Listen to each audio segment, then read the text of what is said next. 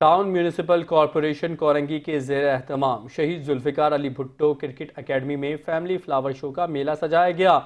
9 रोज़ा फेस्टिवल की इफ्तिताही तकरीब में सेनेटर वक़ार मेहदी ने मुखालिफिन को सिंध हुकूमत के काम गिनवा दिए। तफसीलात जुनेद जावेद की इस रिपोर्ट में जानेंगे।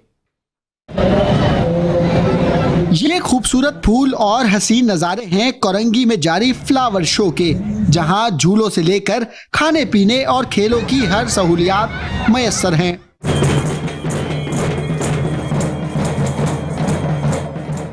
माशाल्लाह सब कुछ बहुत अच्छा है, बहुत अच्छा एनवायरनमेंट है, बहुत अच्छी, और बच्चियां भी बहुत अच्छा ये कर रही हैं। प्लेस हमें बहुत ज़बरदस्त, बहुत मज़ा आ रहा है यहाँ पे।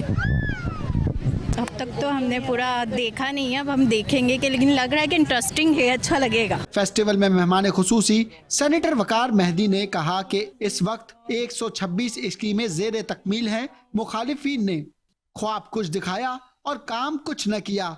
यहाँ की मुझे खुशगवार हैरत भी हुई कि वैसे तो बहुत सारे हमारे अपोजिशन के लोगों का भी टाउन है, लेकिन अफसोस कि वो शायद ऐसा प्रोग्राम मुनक़िद नहीं कर सके।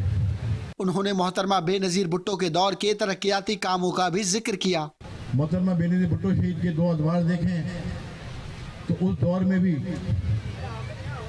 हालांकि पहला दौर जो था उनका बहुत कलील था और 18 महीने पे मुहित था, लेकिन उसके बावजूद उन्होंने आवाम से जो वादे किए थे उसको हर मुमकिन तौर पे पूरा करने की हर मुमकिन कोशिश की। टाउन म्यूनिसिपल कॉरपोरेशन कोरंगी के इस 9 रोजा फैमिली फ्लावर फेस्टिवल में दाखिला मुफ्त रखा गया है। टाउन चेयरमैन नईम शेख ने 5 न्यूज़ को फेस्टिवल के सारे इंतजामात बता दिए। फूलों की नुमाइश तारीखी होने जा रही है। 60 इकसाम की यहाँ फूल रखे गए हैं, 25,000 पौधे रखे गए, पौधों रखे हमने जो मुख्तलिफ कैटेगरी के फूल हैं, और हमने दीगर ममालिक से भी हमने फूल यहाँ मंगाए, और हमारा पूरा अमला रात दिन यहाँ मेहनत करता रहा नर्सरी पर महकमा बागात की तरफ से। वक्तन फ़वक्तन ये 15 से 23 तक चलेगी। वक्तन फ़वक्तन हमारे पार्टी के लीडरान यहाँ आएंगे। काटी के सदर जुनेद नकी ने कहा, चंद माह कबल टाउन चेयरमैन कोरंगी के साथ विजिट किया, कचरा कुंडी देखी, मगर आज उसी कचरा कुंडी की जगह टाउन ने इमारत बनाकर कंप्यूटर इंस्टीट्यूट बना दिया है, जो काबिले तारीफ अमल है। नईम शेख साहब ने ये बहुत डायनेमिक किस्म के आदमी हैं। कुछ दिन पहले इन्होंने एक जगह विज़िट कराई थी, कोरंगी शायद गालिबन 2 नंबर का इलाका था। वहाँ एक गार्बेज डंपिंग स्टेशन हुआ करता था, कचरा कुंडी थी वो, और इन्होंने वहाँ एक खूबसूरत जो है वो बिल्डिंग बनाई। वहाँ जो है वो बच्चों के लिए कंप्यूटर लगवाए।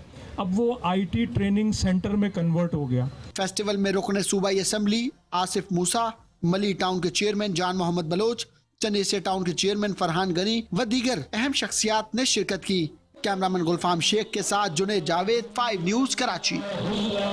GDA रहनुमाओं ने कहा है कि एक सूबे के रेगिस्तान को आबाद करने के लिए दूसरे सूबे के रेगिस्तान बनाया जा रहा है। दरिया सिंध से कैनाल निकालने के बाद न सिर्फ सिंध की ज़राअत तबाह हो जाएगी, बल्कि कराची और हैदराबाद को भी पानी मैसर नहीं होगा। एक सूबे के रेगिस्तान को आबाद करके दूसरे सूबे की ज़मीनों को बंजर बनाना कहाँ का इंसाफ है। GDA रहनुमाओं का कहना था कि दरिया सिंध से 6 कैनाल निकालने के बाद सिंध की ज़राअत तबाह हो जाएगी। बेरोज़गारी में बेतहाशा इजाफे के साथ आबादगार और किसान भी सड़कों पर आ जाएंगे। दरिया सिंध से कैनाल निकालने के बाद कराची और हैदराबाद को भी पानी के संगीन बहरान का सामना करना पड़ेगा।